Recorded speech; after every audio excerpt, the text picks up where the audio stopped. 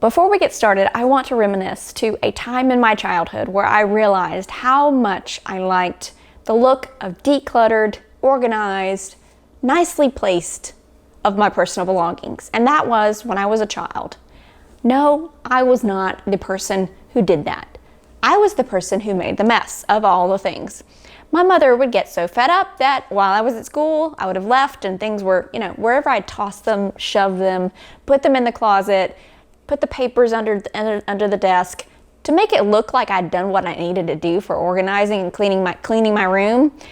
She would redo it all, take it all out and redo it. My little shelf that my great grandfather had made was all organized. Things were lined up nice and neat.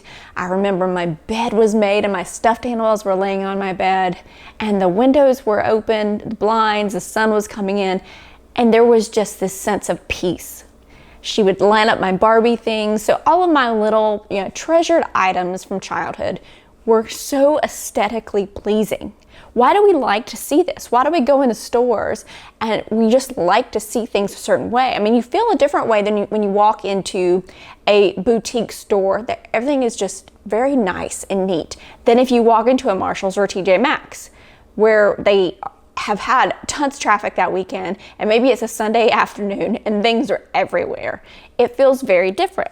I think that decluttering, organizing, for me, feels like a fresh start. It's a clean slate where we can begin again. It's a New Year's Day whenever you do it, but people have a hard time actually implementing it. Now, decluttering and organizing. So the decluttering part that usually comes before the organizing, or at least it should, doesn't have to mean minimalism. It just means decluttering so that you know what you have and where it is. That saves you time searching for it, and that also saves you money from buying duplicates because you've got 4 hammers now because you never could find the hammer when you needed it. So let's get to the tips on the most efficient way I have figured out how to organize. Let's go.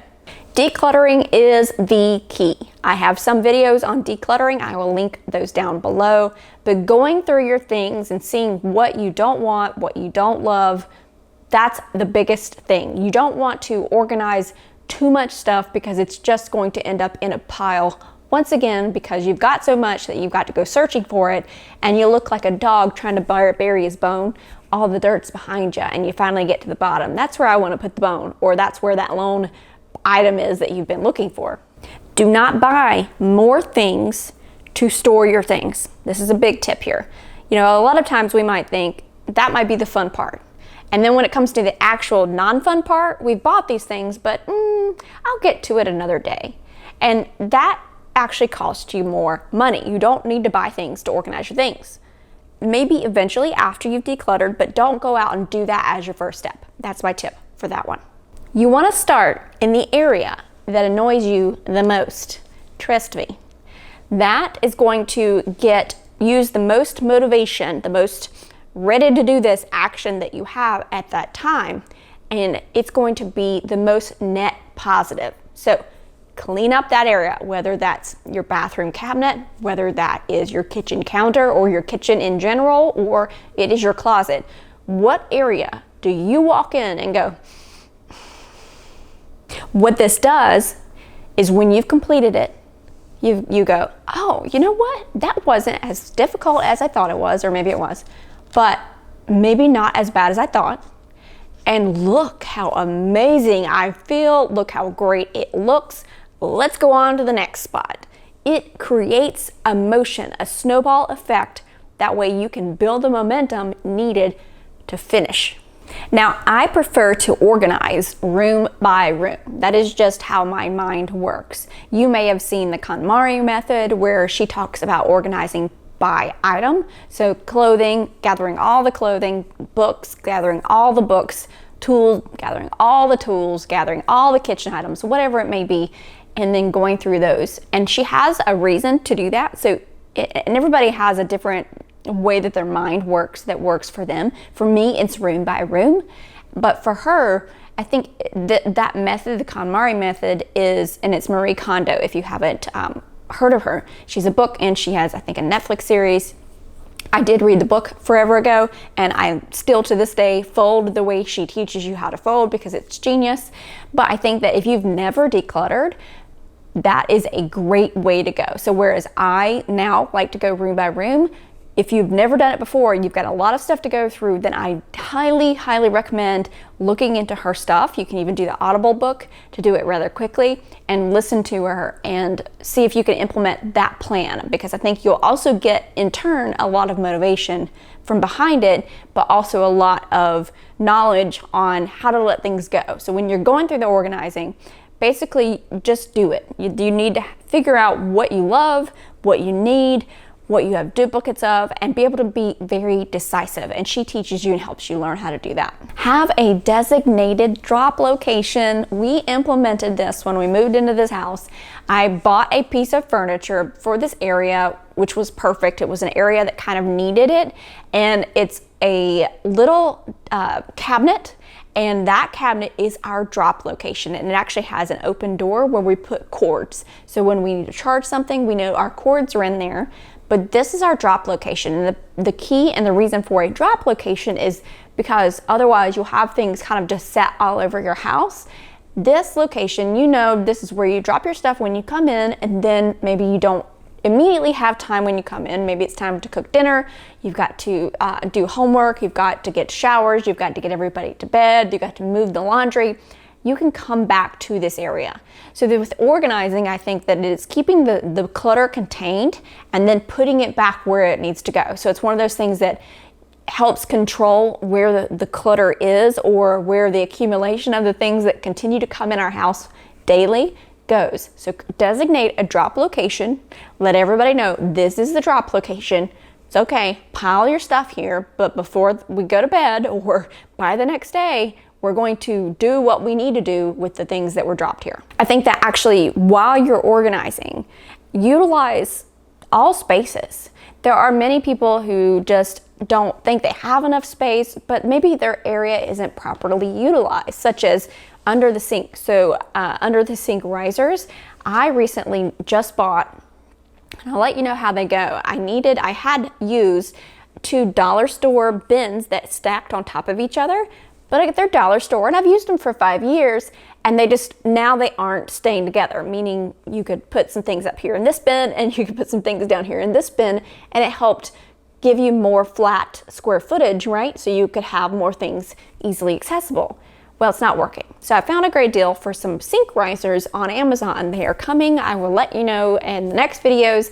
If they work, I will link them for you. But basically, one opens and slides out, and then you've got the bottom one as well, and they have sides, they help contain things.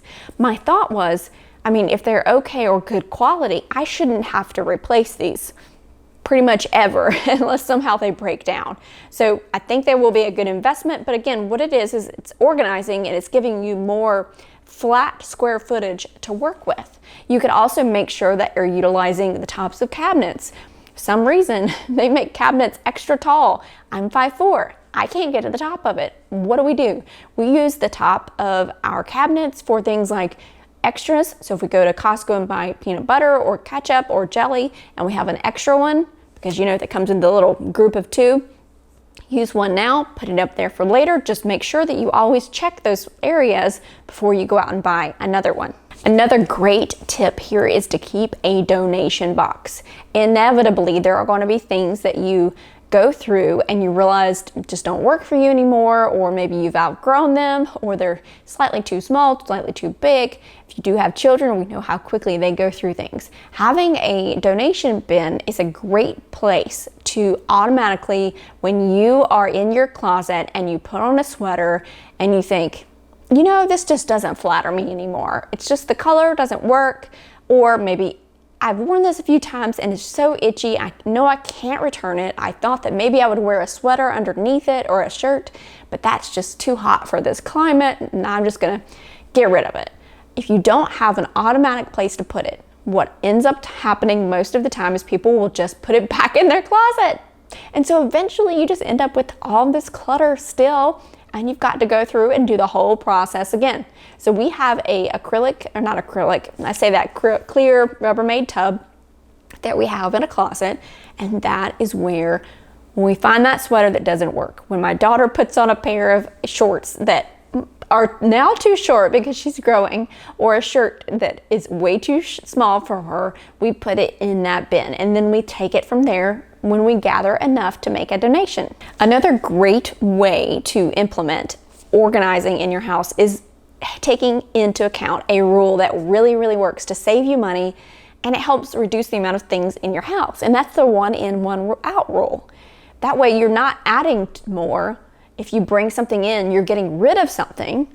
Now, obviously, you can't use this for everything, but if your child says, I really want this toy, well, what toy are you going to give away in place of it? If it's not a birthday or something like that, or perhaps you are out, I really like those shoes, but I have a rule, 1 in, 1 out.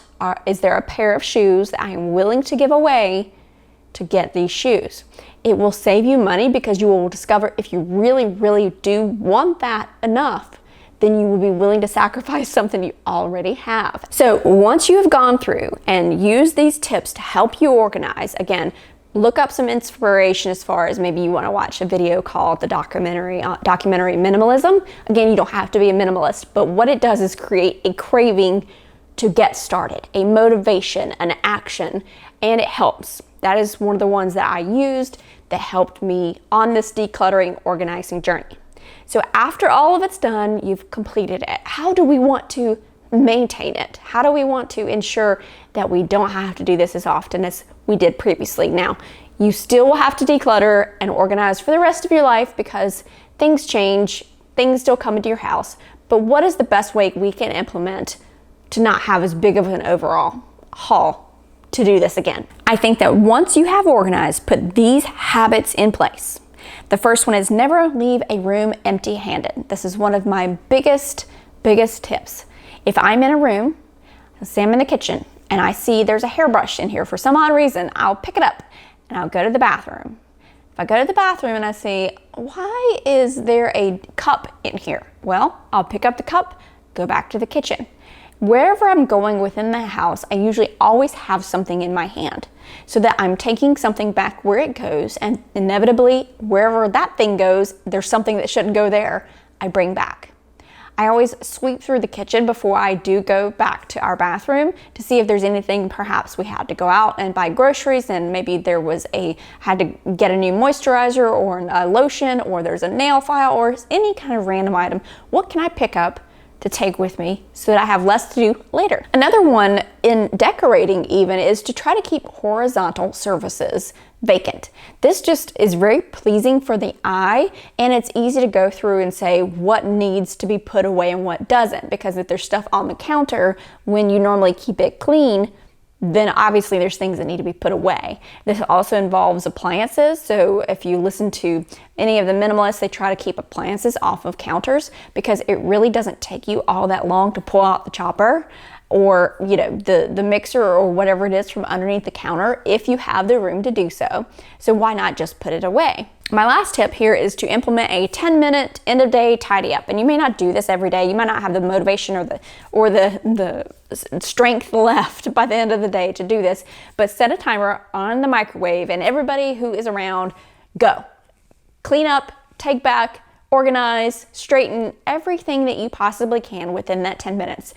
Most of the time, you're done within that 10 minutes, or you realize you got a lot accomplished. So it's just my tips on how to help you stay organized. I hope you enjoyed this video. If you got any tips, or if you have any tips to share, leave those down in the comments. I love to learn from you as well. If you enjoyed this video, YouTube really likes it if you click on that like button. It's one way to really help my channel out.